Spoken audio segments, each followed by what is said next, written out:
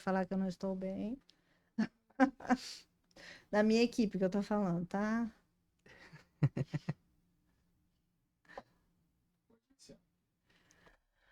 Boa noite a todos vocês que nos acompanham em mais um Léo Santos Podcast. Um episódio muito legal, muito incrível que a gente vai gravar hoje com a Sandra, que é uma baita especialista da área financeira, uma mulher relevante, mentora, que tem contribuído para o desenvolvimento da carreira de inúmeras pessoas, tem impactado a sociedade, tem impactado o meio em que ela vive e tem trazido insights para a sociedade que tem permitido outras pessoas crescerem e alcançarem posições de muito destaque nas suas carreiras. Então hoje a gente vai bater um papo com essa profissional. Antes eu quero, obviamente, agradecer o nosso patrocinador, a PPIC, que é uma importante firma de auditoria, consultoria e prestação de serviços profissionais que tem nos apoiado. E então, se você tem necessidade ou curiosidade de conhecer um pouco mais sobre essa firma e as soluções que ela pode oferecer para o seu negócio, acesse o QR Code aqui na tela e vai até o site dela, vai ter muita informação lá. Sem mais delongas, quero dar as boas-vindas a você, Sandra. Muito obrigado por aceitar esse convite, por se disponibilizar a vir de tão longe, né? Para vir conversar com a gente, compartilhar a sua história. E de antemão já agradeço a Stânia, que é a nossa colega em comum, que gentilmente nos conectou, fez a gentileza de trazer aí uma pessoa mega importante, relevante, para mostrar para as mulheres e também para os homens o quão importante é acreditar nos seus sonhos e ir atrás daquilo que deseja, alcançar aquilo que entende que pode impactar a sociedade e o meio que está vivendo. Então, obrigado, viu, de coração. Eu que agradeço, estou muito feliz de estar aqui, de estar podendo compartilhar um pouco da história. Estou muito feliz de poder fazer isso e de realmente poder passar um pouco da minha história e, quem sabe, com ela, ajudar outras pessoas que também passaram por dificuldades, porque todos nós passamos por dificuldades, mas quando a gente acredita, quando a gente gosta, quando a gente faz com prazer, eu acho que no final sempre dá certo. Então, eu que te agradeço, Léo, é um prazer estar aqui. Ah, legal. Hoje a Sandra é diretora financeira de uma grande organização, também atua em conselho de administração, tem uma relevância muito grande, né, no ambiente empresarial, que é algo que a gente vem discutindo bastante da importância da mulher estar inserida no mercado e também da possibilidade delas alcançarem posições C-levels, porque as mulheres são tão capazes quanto homens. Eu costumo dizer que são muito melhores, né? Porque a mulher tem o sexto sentido, né? E eu sei muito bem disso porque eu tenho duas mulheres em casa. Uma pequenininha e uma grandona que é a minha patroa lá, que manda em tudo, né? E eu observo que elas têm realmente um sexto sentido, né? Eu trabalho com muitas mulheres, observo isso. Mas antes da gente falar do glamour dessas posições de alto destaque, de comando, eu gosto de falar do começo, porque todo mundo tem um primeiro passo, tem um primeiro degrau. E eu queria ouvir um pouquinho os seus primeiros passos na carreira, na profissão, naquilo que você foi estudar. Você pode compartilhar um pouquinho disso com a gente? Então, eu comecei a trabalhar muito nova. Eu comecei a trabalhar por dificuldades financeiras com 14 anos de idade. Eu comecei a trabalhar no ramo de varejo. Eu era vendedora, mas não gostava muito dessa situação de vendas. Hoje já é uma área que eu até gosto de negociação, né? Eu gosto muito. Então, comecei a trabalhar muito nova para até poder ajudar em casa. Uhum. E sempre eu iniciava nas empresas e tinha um crescimento muito rápido. Até porque eu sempre fazia mais do que me era pedido, eu sempre tive um senso de dona, uma responsabilidade muito grande. E aí nisso eu fui crescendo e eu me formei. Minha última turma, na época, foi a última turma que podia assinar balanço como técnico de contabilidade. Puxa, que Então legal. eu já vislumbrava isso nessa área de administrativo, finanças, que, gestão, que era uma área que eu sempre gostei.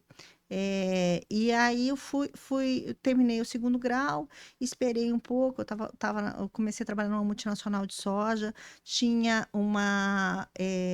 eu tinha um compromisso, eu tinha uma responsabilidade muito grande, que fazia todas as exportações de commodities de Mato Grosso do Sul através do Porto de Santos e Paranaguá. Uhum. Nessa época eu já comecei a namorar o meu atual marido, meu atual não, o meu marido, estamos 31 anos juntos. Legal. E nessa época eu vi muita diferença entre, eu escolhi o ramo de economia, e meu marido foi fazer administração. Então, eu já fazia todo o desembaraço de exportações de grãos. Então, na faculdade dele, ele aprendia o operacional. Então, vai fazer um fitossanitário, vai fazer um desmembramento de romaneio, vai fazer todos os processos operacionais de uma exportação. Eu aprendia por que é que eu precisava do fitossanitário na economia. Entendi. Eu aprendia por que os tratados eram feitos e por que é que um país precisava o documento A, o documento B, por que as barreiras eram impostas, como que as negociações eram, o que era a Bolsa de Chicago, que eu vivia toda hora, e vai para cima e vai para baixo aquela negociação, por que os acordos comerciais. Então, foi uma época, foi uma faculdade que me deu também uma base muito grande para entender o mercado. E foi naquela época de plano real, de oscilações, então a gente tinha uma aula de economia real a cada aula, né? Porque On the job mesmo. nossa, era uma loucura. E aquilo sempre me empolgou muito, né? Então, aí eu comecei nisso, fiz a faculdade de Ciências Econômicas, foi uma faculdade que eu gostei muito, que realmente, mas foi no meu estado ainda. Já saindo dessa faculdade, eu já comecei MBA, numa faculdade federal, depois eu fiz outro MBA na FGV, e nisso eu fui galgando em empresas, eu trabalhei em multinacionais, empresas nacionais, e fui fazendo nesse ramo de gestão, nessa área financeira. Legal. Isso tudo é de sair da graduação, já entrar na pós-graduação, no MBA. Teve alguém que te inspirou? Foram os próprios colegas de trabalho que já tinham vivido isso e você pensou, não, eu tenho que seguir esse caminho também? Na faculdade, quando eu terminei as ciências, o técnico de contabilidade, eu até pensei em parar, na época podia, até hoje meu CRC me permite assinar balanço que não é de SE, foi a última Boa. turma, tá? Eu sou velhinha. E aí eu até pensei, vou montar um escritório, vou ficar na época na especialização e tudo mais. Meu marido foi muito, na época, namorado, não, porque você vai fazer uma faculdade, é, você tem que fazer, foi um inspirador. Depois dele, não, aí fui eu. Aí quem queria sempre um MBA a mais, uma especialização a mais, um curso a mais, eu sou muito ligada em inovações tecnológicas, eu sou muito ligada em fazer diferente. Legal. Então, isso foi uma inspiração.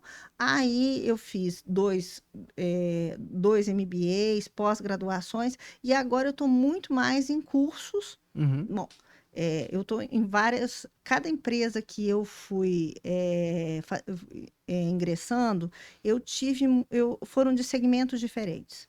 Então, eu comecei em multinacional de soja, né, aprendendo todo esse ramo de exportação de soja. Legal. Aí eu fui para o ramo de previdência privada. Depois eu fui para o ramo de telecomunicações. Depois eu fui para o ramo de educações, de serviços, que eu vi que foi também uma mudança muito grande, porque era telecom, e na época eu tinha que. Foi um desafio de uma empresa local do meu estado, porque eu sou de Mato Grosso do Sul. Uhum. Eu acabei não saindo do estado de Mato Grosso do Sul. Então eu tive que dentro do estado não tem tantos cases de empresas que são sedes para outros estados. Então, Sim. eu sempre trabalhei para empresas que eram filiais. E eu era responsável pela filial de Mato Grosso do Sul, que não era um estado tão desenvolvido, então era uma filial pequena. Eu tinha que aprender a fazer todas as questões das filiais. Então, eu era financeiro, eu era comercial, eu era RH.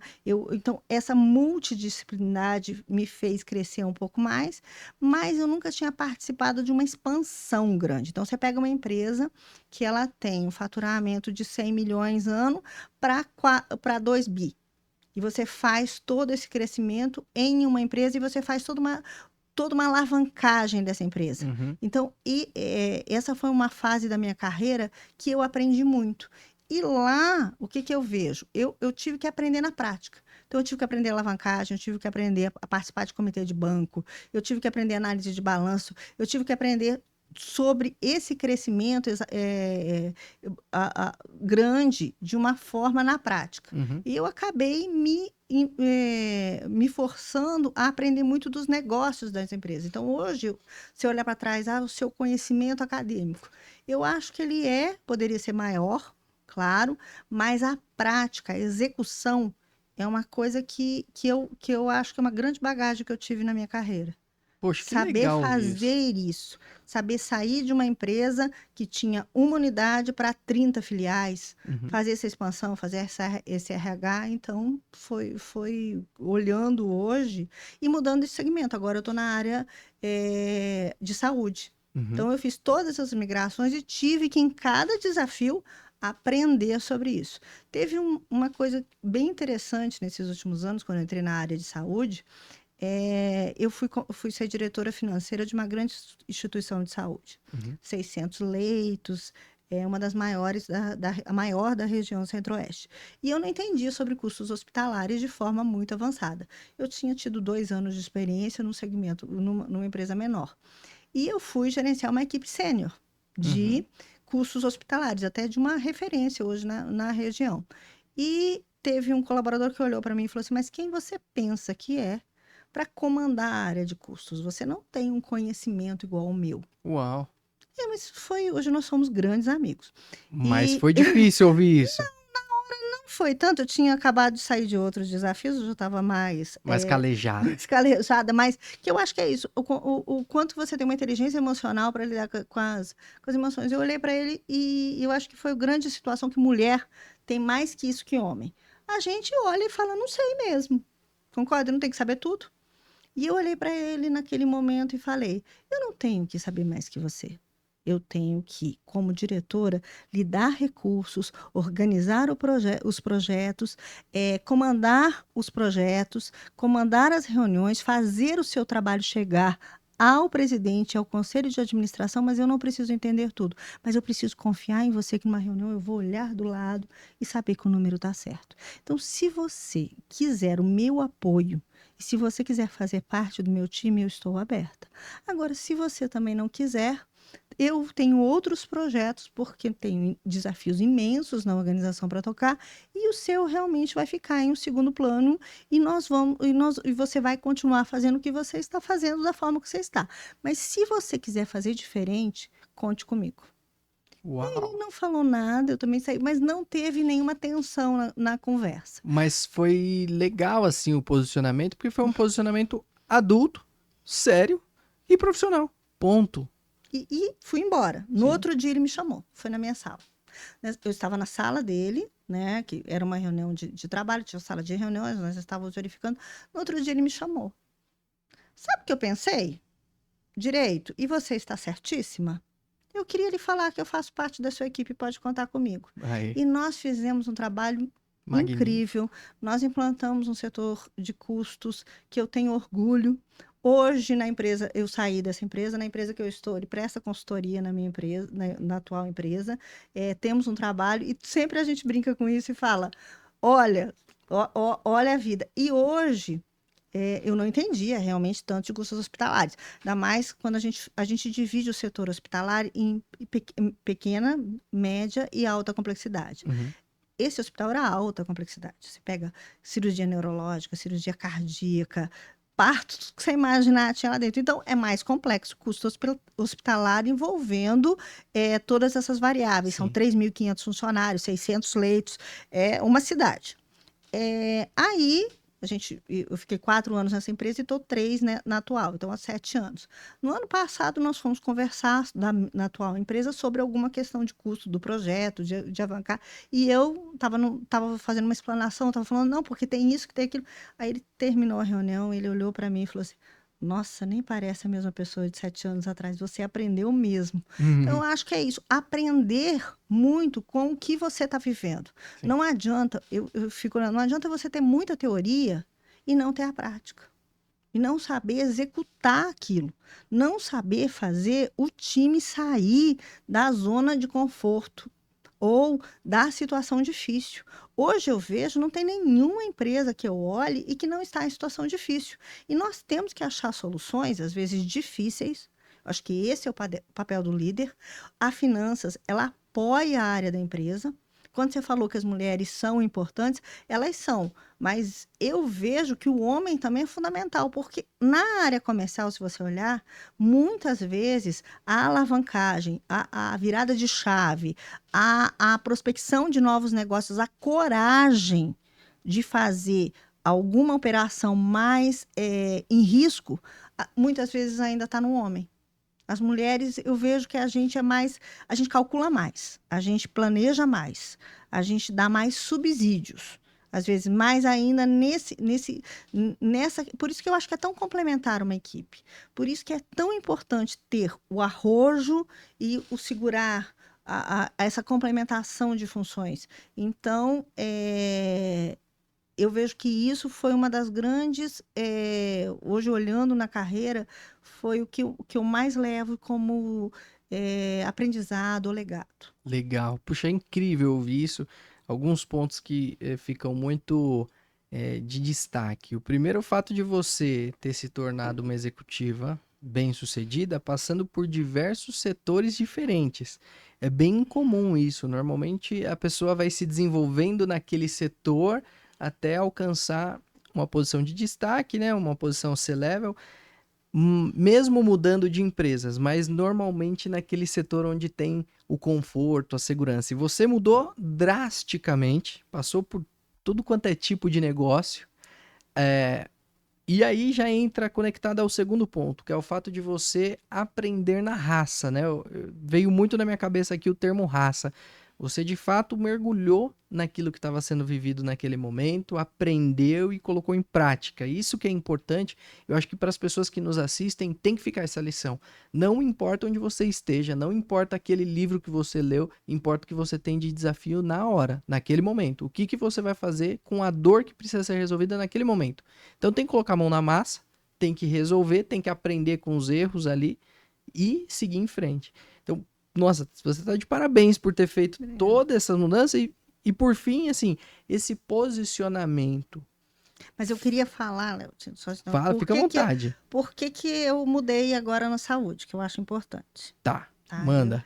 E isso eu até gostaria, foi um ponto que eu gostaria de estar passando para as outras pessoas, porque eu acho que posso ajudar outras pessoas. Claro. Eu estava numa empresa muito feliz, uma parte profissional que eu estava realmente satisfeita, com muitos desafios. Eu sou aquela pessoa que gosta de novos projetos, de novos desafios. E aí veio o diagnóstico de câncer, câncer de mama. Aí, Foi muito complicado. Para mim, para a empresa, para a equipe. pra Eu sempre fui família. para a família, sempre foi, eu sempre fui vista como uma referência, uma mulher que trabalhava muito, uma líder, e de repente a líder fica doente, né? E Uhum. fica frágil. E na área financeira, normalmente você não fica frágil, né? Até porque você tem os comandos, você tem muitas decisões para tomar.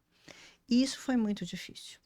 E nesse momento, eu não sabia muito direito como lidar. O diagnóstico, eu acho que é a pior fase do tratamento, porque você tem que escolher qual é o tratamento, você tem que se reconectar, você tem que entender o que está acontecendo. Você não espera um diagnóstico como esse. Uhum. E nessa situação, olhando para trás, eu não parei de trabalhar, também óbvio que eu não ia render a forma como eu rendia, que eu tenho um aproveitamento, porque eu estava Claro. doente, e nessa situação acabei saindo da empresa. Mas você, nesse momento, você estava no Telecom. Isto. E você compartilhou com a turma, olha, eu tô num momento frágil, diferente. Como que foi esse processo de vivenciar isso trabalhando? Eu falei que eu estava doente, mas eu tentava esconder o tanto que eu estava frágil. Entendi. Eu achava que se eu explanasse isso, poderia me prejudicar profissionalmente, ou sabe aquela coisa de se fechar numa caixinha? Sim. Tipo assim, a dor é muito grande, deixa eu ficar com ela. Uhum. Tanto é que após o meu tratamento começou com químio, depois eu fiz uma cirurgia, aí eu voltei ao trabalho ainda, que tinha alguns projetos, depois eu voltei para quimioterapia e depois rádio. No meio da cirurgia de voltar para o trabalho, eu tive uma infecção generalizada, que eu tive Nossa. uma infecção grave, e eu mesmo assim não falava. E isso eu acho que é o errado, né? Falando que às vezes a gente consegue, no caso daquela outra empresa, eu consegui falar tudo bem, não sei tudo. Nessa época eu acho que eu não sabia falar isso, por isso que eu falei que eu estava um pouco mais madura. E Entendi. aí eu saí, mas eu saí doente, né? Assim, em final de tratamento, e tentando me reinventar. E eu sempre pensava assim, isso eu acho que é muito importante. Nossa, eu tinha uma remuneração acima de mercado, até na minha região, e eu falava assim, nossa, como que eu vou para o INSS? Então, eu vou reduzir muito meu padrão de vida, vai para um terço da minha renda. Uhum. Como que eu vou fazer isso? Como que eu vou perder esse emprego? Eu não vou arrumar outro. A minha região não tem emprego. A crise econômica, o A, o B, porque eu acho que a gente se coloca essas Sim, muletas, não é? o seu Muletas. medo nesse momento era o que eu vou fazer pela questão econômica. O meu medo não era só no econômico. O meu medo era assim: a gente está numa empresa, a gente tem um sobrenome, né? Uhum. A gente tem. Eu era a Sandra da empresa tal. Eu era aquela pessoa. E aí eu saio doente, sem O título? o título, com uma remuneração que poderia ser no mercado, na minha cabeça, um terço do que eu ganhava. Não ia ter posições, porque não ia ter empresas para me absorver, então era muito medo. Era um medo absurdo do que eu ia fazer. Mas chegou numa hora que eu fui vivendo tantas situações que houve uma hora que eu olhei e falei: não, eu vou enfrentar. E não é isso que eu quero para minha vida e eu vou me reinventar. É importante ter essa coragem e tomar essa É decisão, né? difícil. Mas foi com muito medo. Foi muito medo, mas eu tinha uma coisa interna, o feeling, né? Aquilo que você fala, a intuição, que eu acho que a gente tem muito forte, que sabia que eu tinha que fazer isso. Não sei de onde que saiu a coragem, saí, ainda continuei terminando o tratamento, e aí eu fui me reinventar. Então, assim, mesmo com medo eu fui, mesmo com medo quando a situação começou a ficar acima das minhas possibilidades, eu não fiquei, entendeu? E hoje, olhando para trás, foi muito bom para minha carreira. Eu ganho muito mais do que eu ganhava. Eu consegui crescer na minha carreira. Eu consegui ir para outro segmento, mas eu fui me reinventar. Primeiro passo, eu fui fazer trabalho voluntário. Uhum. Eu fui mesmo tirando aquela aparência de executiva, tirando a peruca. Eu fiz a peruca do meu cabelo mesmo. Na minha época não tinha muitas situações. Realmente perdi o cabelo. Hoje a gente tem uma touca. Hoje a gente tem outras ferramentas. As perucas também estão melhores. Mas sempre aparece uma pessoa para te ajudar. Aquela história que o anjo aparece, ele aparece, dá o primeiro passo, que depois o universo conspira a seu favor. Então, eu tirei peruca, coloquei o chapéuzinho, coloquei a minha coragem, coloquei tudo o que eu já tinha de conhecimento adquirido, de poder fazer. Fui para o segmento hospitalar, fui numa maternidade, ver vida também me ajudava muito. Fui aprender sobre o que era faturamento hospitalar, fui fazer planilha de Excel num demonstrativo, fui negociar com convênios, aumentei tabelas de convênios em 250%, aumentei faturamento, fiz um monte de coisa. E depois fui convidada para ser diretora nessa instituição. Aí tem uma situação que eu também queria colocar. Quando eu fui fazer o exame médico admissional, o médico ligou para o presidente e perguntou se estava louco contratar uma pessoa que estava acabando de sair do tratamento de Ele câncer. fez isso? Uau! Tem, tem esse preconceito também. Sim, eu vou contratar uma pessoa que acabou de sair de um tratamento de alguma doença grave. A empresa fala assim, mas vai que ela não esteja recuperada, vai que ela não fique doente. Foi o que o médico falou. Foi o que o médico falou para o presidente. E o presidente falou: eu estaria louco se eu não a contratasse. Ó, Porque ela é muito competente, ela já me mostrou, porque ela ficou aqui sem ganhar nada. E ela já fez uma revolução aqui dentro. legal. E eu vou contratá-la. Aí ele me contratou, fiquei lá por um período. Foi muito importante para mim. Quando eu saí, eles me deram de presente de despedida um corredor, que eu queria muito fazer uma pintura nova, né, que era um Uhum. atendimento de SUS. Então, toda vez a gente fazia algumas reformas com muita dificuldade e eles me deram o meu corredor. Fiquei muito feliz de presente de despedida. Que legal. Aí depois eu fui para outra instituição de saúde E agora eu estou em um plano, uma operadora de saúde que tem 10 hospitais, num desafio também de reestruturação. E aí, Entendi. quando eu fui nessa operadora que eu estou hoje, o médico que foi fazer o meu exame admissional era o mesmo. Ô, benção. E E aí, aí? eu, eu, Deram risada, né? eu não sei se ele me reconheceu. Eu o reconheci. É, mas assim, foi importante olhar e falar, ó, não tive nada, Pouquinho. tô aqui, tô fazendo a diferença e vamos seguindo. Então, sua recomendação para mulheres que eventualmente estejam enfrentando um desafio de saúde, independente de qual seja, qual seria? Mulheres e homens. Primeiro é realmente compartilhar um pouco. Eu vejo assim, o primeiro erro, eu cuidei muito de mim. Erro não, porque a gente enfrenta do que pode. Mas às vezes eu cuidei muito de mim e eu não vi o tanto que minha família até estava sofrendo. Mas é enfrentar a situação e se reinventar. Sempre tem alguma coisa que você vai fazer. Às vezes não será mais na vida corporativa. Tantas pessoas que se reinventam em empreendedorismo, em formas fazer alguma outra habilidade que ela tenha, Uhum. mas não desistir. Eu, num primeiro momento, eu dei um retrocesso. Eu fui para um trabalho voluntário. Mas eu fui naquilo que eu sabia que eu gostava e que eu achava que eu podia fazer a diferença. E às vezes não é na função que você estava, em outra.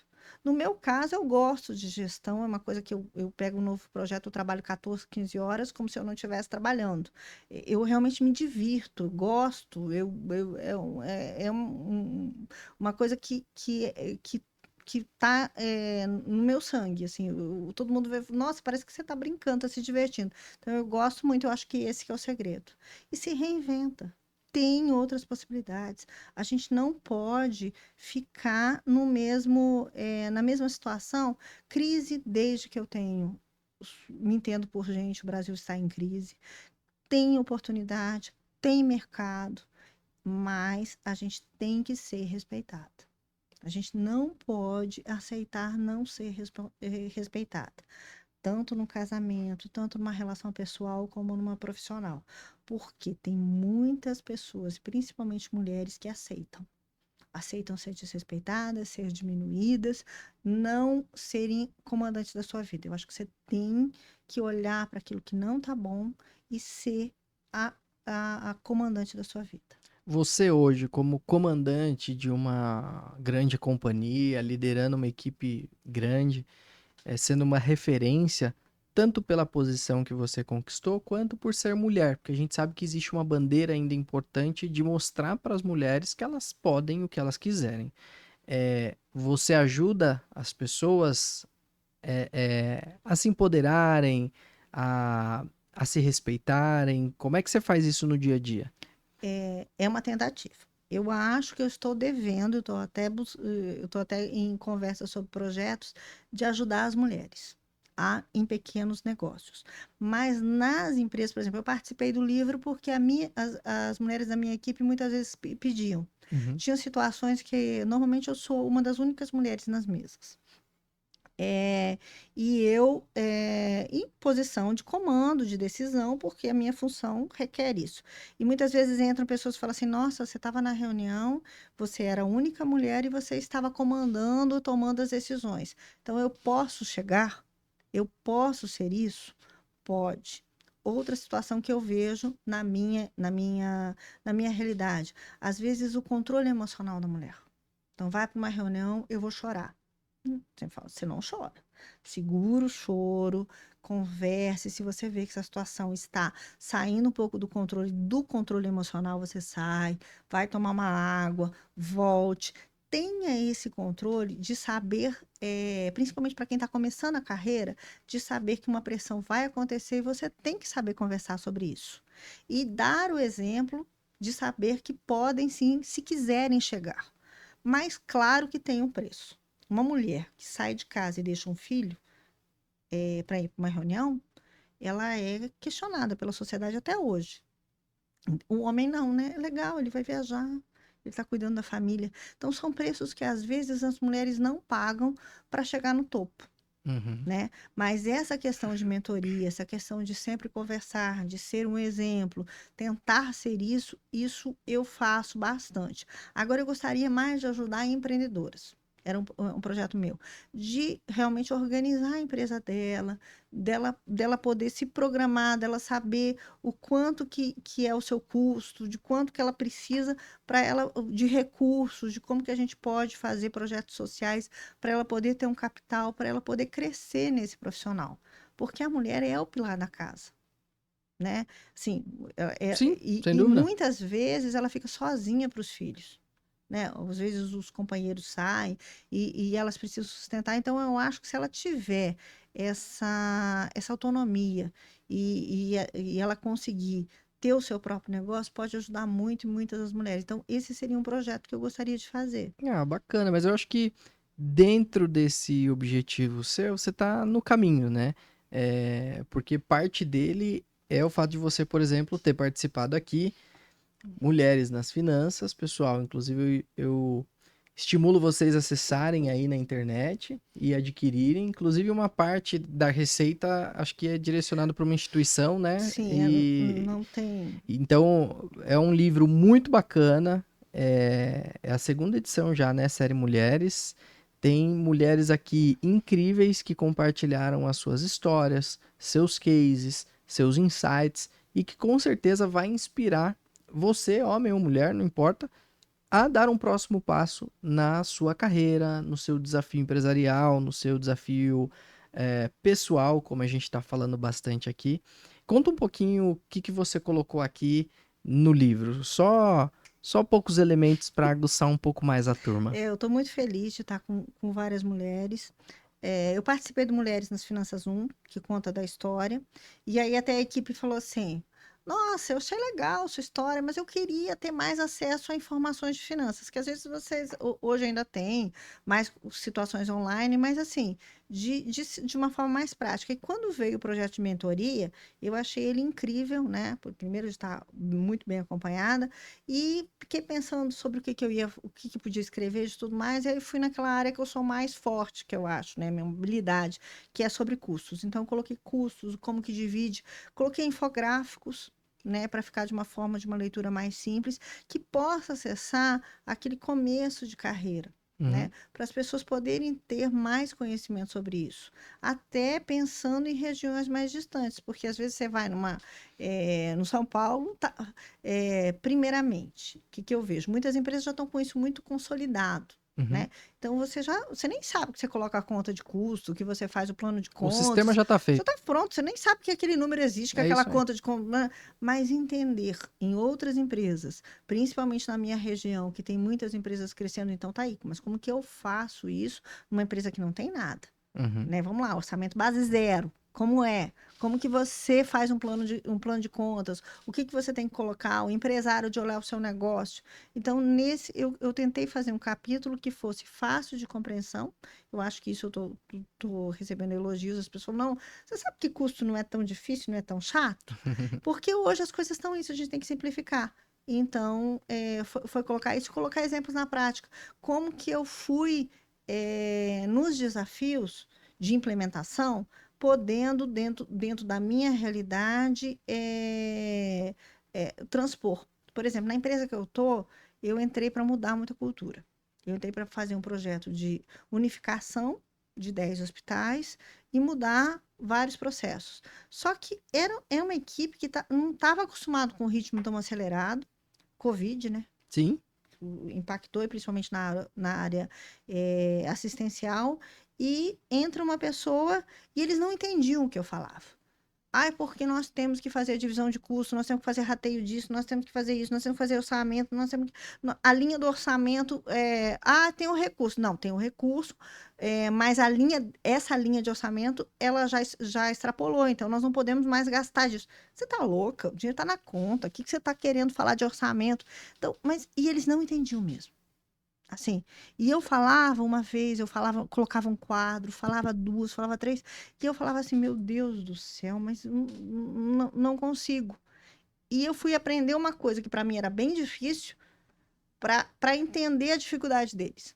e tentar mudar os argumentos. Uhum. Tanto é que assim, é bem interessante que agora, com 3 anos, eles olham para mim e falam assim, agora eu entendo o que você está falando, agora eu entendo isso, agora eu consigo, agora... Mas eu não entendia como que, se tem o A e o B, aí se 1 mais 1 é 2, como que eles não entendiam que era o 2? Não, Uhum. porque eles estavam olhando só o 1, depois eles olhavam o 1 separado, eles não olhavam o 2. Uhum. Não E tinha uma visão 360. não, e quando eu fui aprender uma coisa que eu tinha dificuldade, eu também entendi que o aprendizado é esse: olhar o individual 1, olhar depois o outro 1 e depois o 2. Você não consegue saber que o produto 2 é quando você não tem essa vivência. Uhum. E empresas que estão se formando, muitas vezes você não tem esse profissional, você realmente precisa formar. Sim. Então, esse é um legado que da empatia e de saber das diferenças de equipe e de mudando as técnicas para eles poderem chegar no resultado. Legal.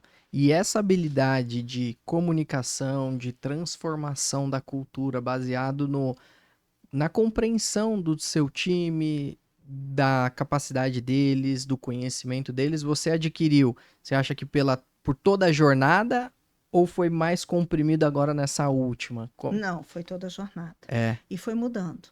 Muitas vezes eu tenho que mudar, às vezes, a abordagem conforme os desafios vão aparecendo. certo. Muitas vezes você tem que ser compassiva, muitas vezes você tem que ser mais firme, muitas vezes você pode fazer de uma forma diferente, entendeu? Mas hoje eu vejo que eu sou o reflexo de tudo que eu vivi. Uhum. Desde aquela menina dos 14 anos, que foi galgando passo a passo, a gente não chega. E eu acho que esse é outro recado para a geração. Essa geração que quer um resultado rápido, Uhum. olha para a gente e não quer ser a gente. Até eu acho legal, né? Porque a gente sofre, a gente passou por muitas situações. Hoje, vida corporativa, eles falam: não vou ficar trabalhando 15, 16 horas, eu não quero ter esse resultado que você teve. A forma de dinheiro está diferente. Hoje nós temos muitas mais oportunidades em várias situações, mas assim, tem que ter resiliência. A gente não chega a CEO do dia para a noite, a gente não cria um unicórnio do dia para a noite. E também não existe 1 milhão de unicórnios, né? Não é Mas todo negócio é um unicórnio. isto, e eles já pensam, eu acho que uma diferença da nossa geração é que os empresários eles queriam fazer aquela empresa para a sucessão, para os filhos, para o negócio. Hoje, eles pensam muito na escala e fazer para vender. Uhum. E às vezes eu acho que é isso que não dá certo. Mas, não, É uma receita de bolo, né? e eu vou ter que passar por tudo isso, vou ter que trabalhar 15 horas, vou ter que entregar isso. Não, Não vou quero isso. ganhar dinheiro agora, só Não, lá na frente. Não quero. não quero. E assim, isso ainda, por mais que nós tenhamos inteligência artificial, que realmente muda. Nossa, eu fico olhando, assim, é uma coisa muito, muito importante. Mas a inteligência artificial, você tem que saber o que você quer, né? Sim, mais do que saber ainda do que você quer, você tem que saber que ela tá lá pra te apoiar, não pra te substituir. Mas Então, muitas posições de automáticas serão sem substituídas. dúvida. Então, aí, entendam. Mas quem que quer ler livro? Quem quer ficar tantas horas estudando, fazendo um projeto? São poucos, eles querem resultado rápido e respostas rápidas, sem questionamento.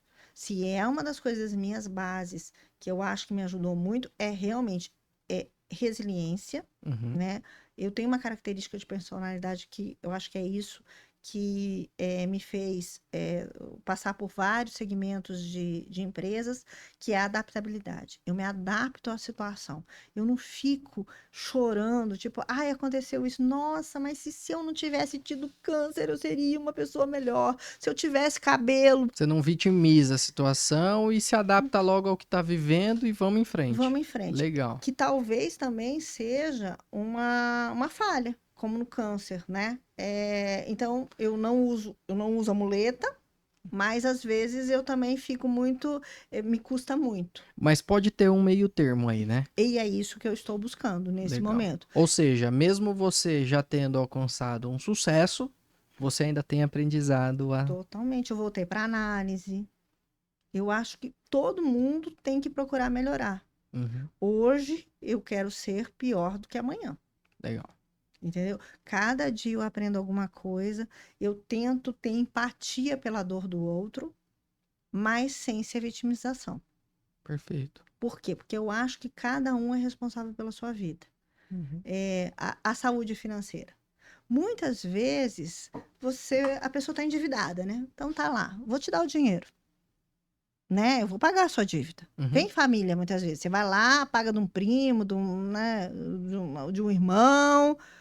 Mas o Lá vem, problema vai voltar, no ano que vem, tá de novo endividado. porque não resolveu a causa, né? Não resolveu a causa. Então, essas questões de responsabilidade financeira, responsabilidade com o seu projeto, não usar. Eu tô com problema. Todo mundo tem problema, todo mundo tem dificuldades.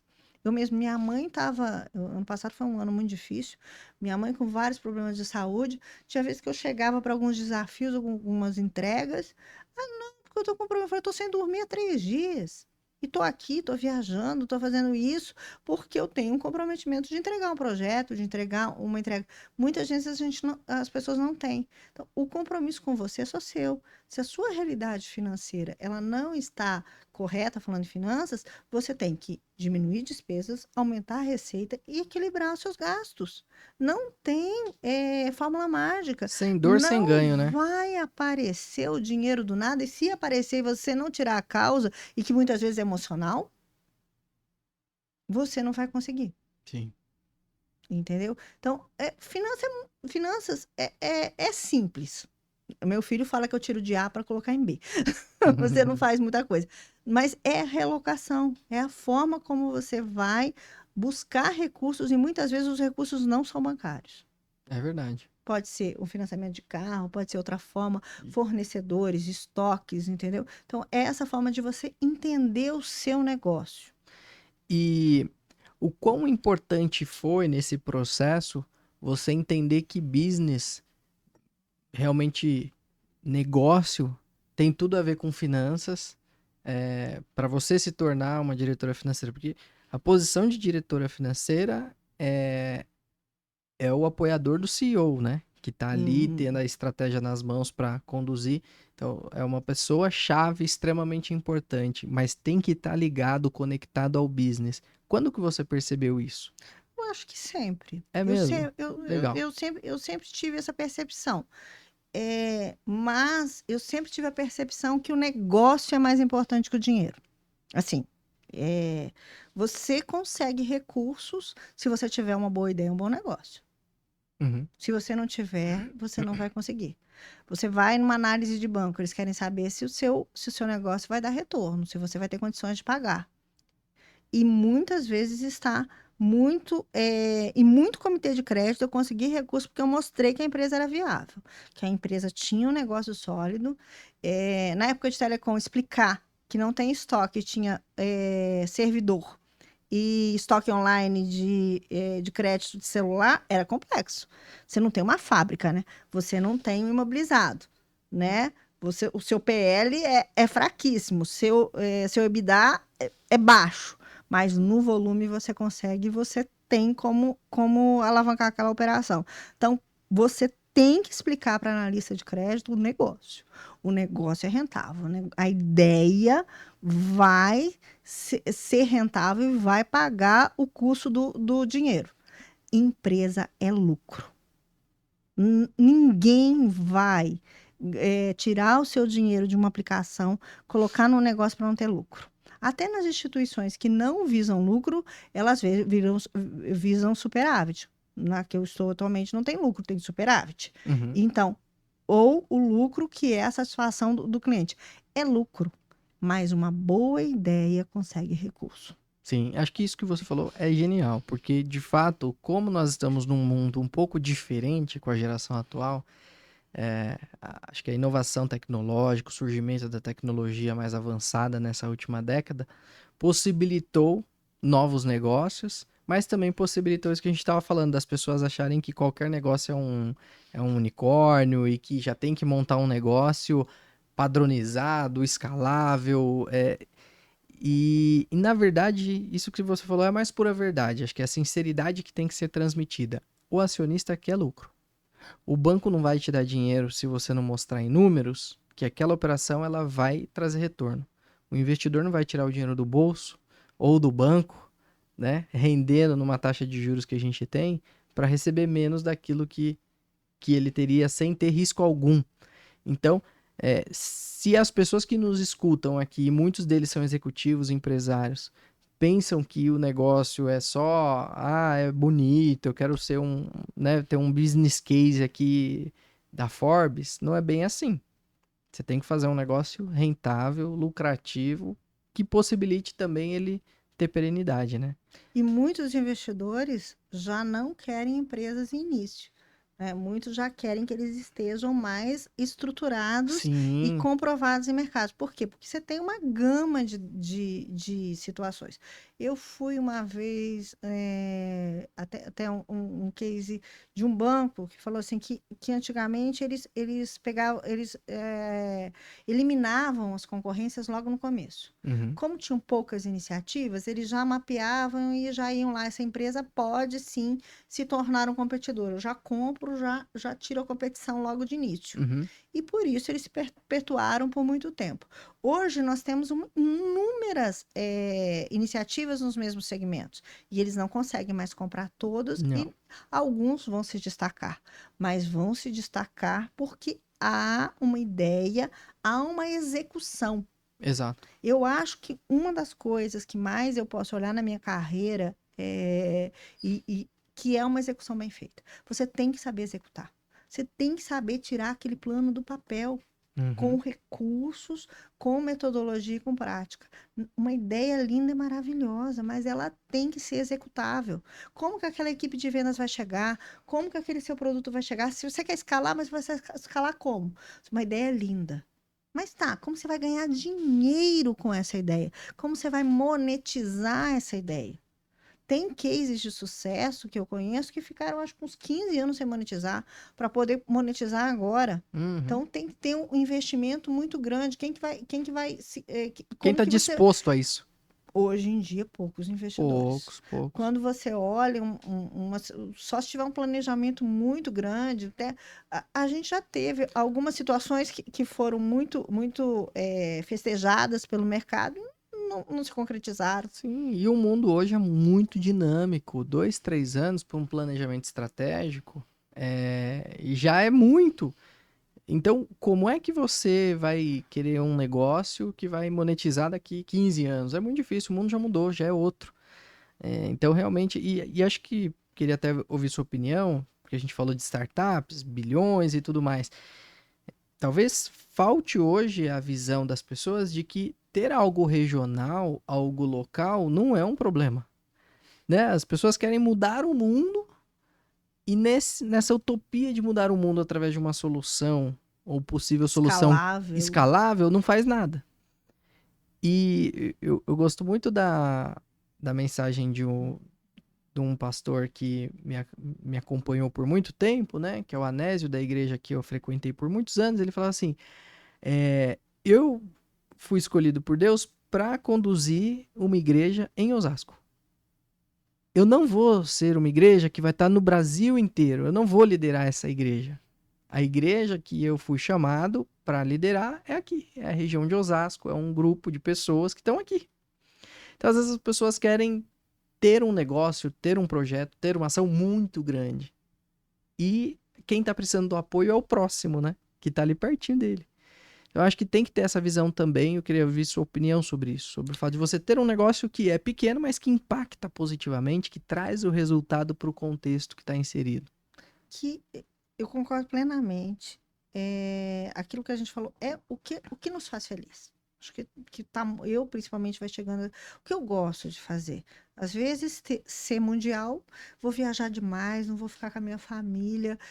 A gente que é de uma cidade muito menor, eu estava com um colega hoje falou: Meu Deus, morar em São Paulo, para mim não seria bom, eu não ficaria feliz. Então, Uhum. será que te faz feliz mesmo escalar o mundo? Mas outra coisa também que eu gostaria de deixar.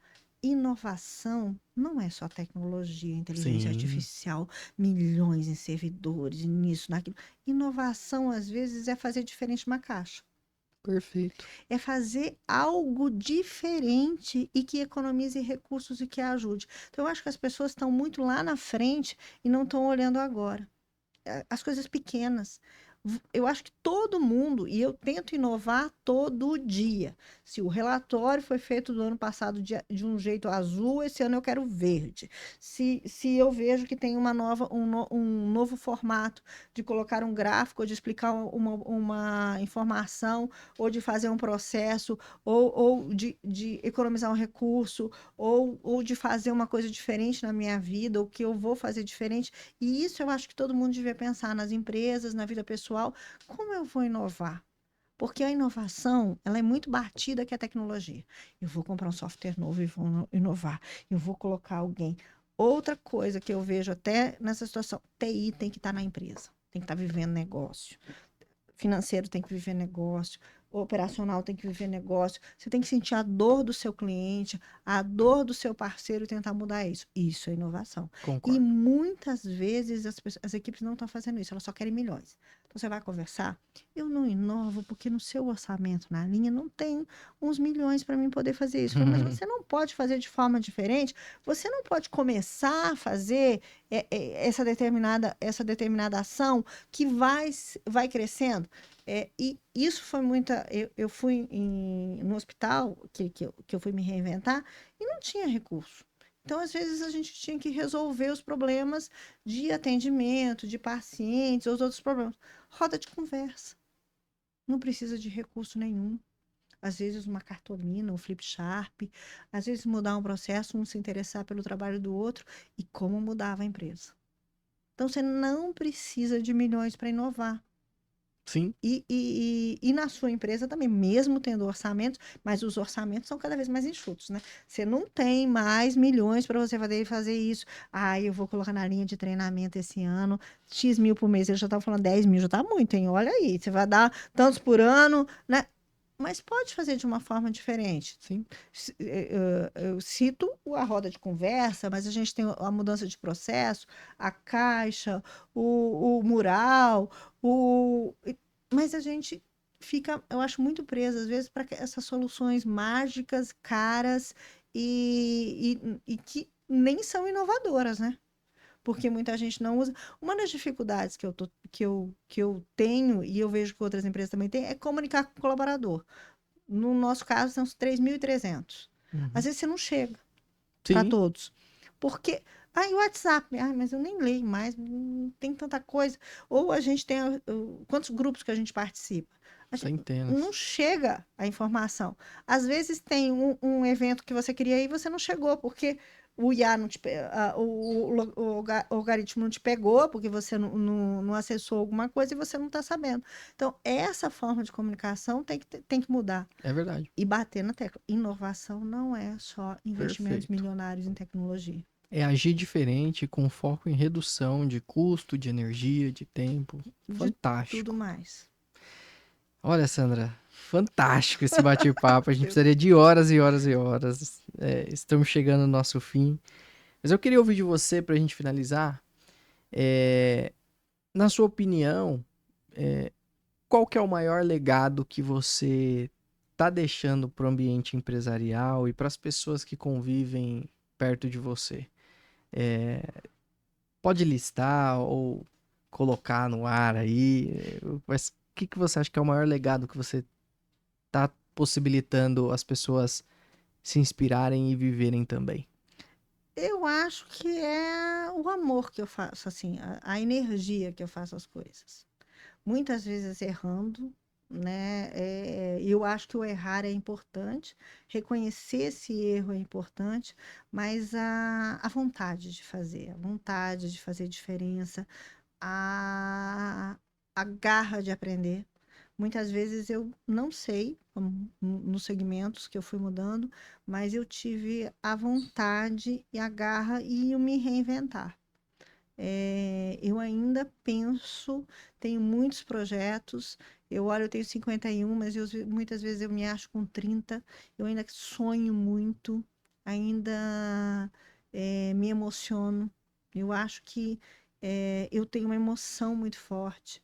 E às vezes eu coloco esse ritmo da emoção E isso eu acho que é o meu maior legado. Que legal, lindo demais, parabéns. Obrigada, eu E que eu desejo que agradeço. você continue permeando esse amor ao que você faz, como você faz, por muitos e muitos anos. Você é muito jovem, tem muito a entregar e eu já fico feliz de estar conectado contigo e já experimentar um pouco dessa entrega que você tem feito, tem contribuído. Muito obrigado de coração por ter disponibilizado sua agenda, seu tempo para estar aqui compartilhando comigo e com os nossos espectadores um pouquinho da tua história, um pouquinho dos teus insights e das contribuições. Eu que agradeço, Léo. Obrigada. Muito feliz de estar aqui e estar falando um pouco da minha história. Agradeço. E para você que gostou desse conteúdo, que entende que ele pode ser útil para alguma pessoa do seu relacionamento, não hesite em pegar o link desse conteúdo, compartilhar com seus amigos, compartilhar com seus familiares, com os colegas de trabalho, com o médico do trabalho, com o presidente da empresa, com o diretor financeiro, com todo mundo que você sabe que vai impactar, que vai ser positivo este conteúdo. Para você que nos segue, que gosta de conteúdo sobre carreira, negócios, empreendedorismo e tudo que circula em meio a esse contexto, não deixe de nos seguir, nos acompanhar, porque todas as quartas-feiras, às 20h30, nós temos um convidado especial para compartilhar um pouquinho dos seus ensinamentos, da sua experiência e dos seus insights conosco. Meu muito obrigado e até a próxima quarta.